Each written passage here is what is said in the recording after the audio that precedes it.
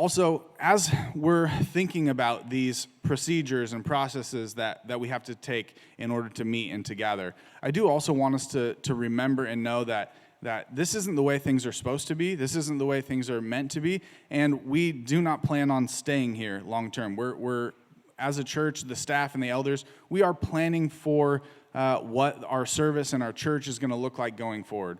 So right now, we do have an in-person service that you all here are at, and we have a Zoom service, which those are at home who are watching, welcome to the Zoom service. But our goal is, as we are able, and I don't think we have a timeline on it yet, but we are working towards moving to Zoom services, or 2 in-person services. We also have opened up the Commons for those more compromised, and so that they can go there and be safe, and they have one entrance, one exit. We don't mix, and so we do have the downstairs Commons open, and we plan on keeping that open and then having 2 services open to encourage more and more people to be able to come and gather in person.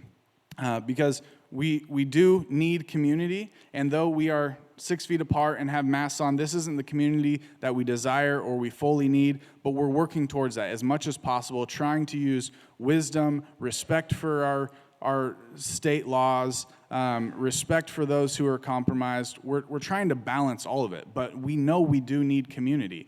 And so even in this season, we are still having groups. We're having community groups. So I would just consider you to look on our website or our app to see what groups we have. Many of those are meeting in Zoom right now, but as things progress, as things go forward, those groups will start meeting in person. And the isolation, we were not created for isolation, and so I would just ask you to do whatever you can do that you're comfortable with in order to not be without Christian community in this season. Whether that's meeting with a couple friends to pray, whether that's making sure you stay after service to talk in the parking lot, whether that's getting on those Zoom groups that fit your needs and your desires best in order to be in community. Please, as much as possible, we were made for community.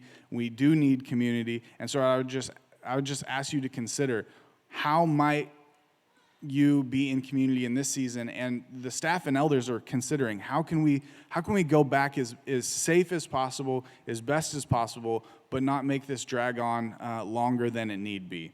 And so I would just ask you to consider how you might have community in this season, but also to be praying for the world, for the coronavirus, for our church's decisions in those matters.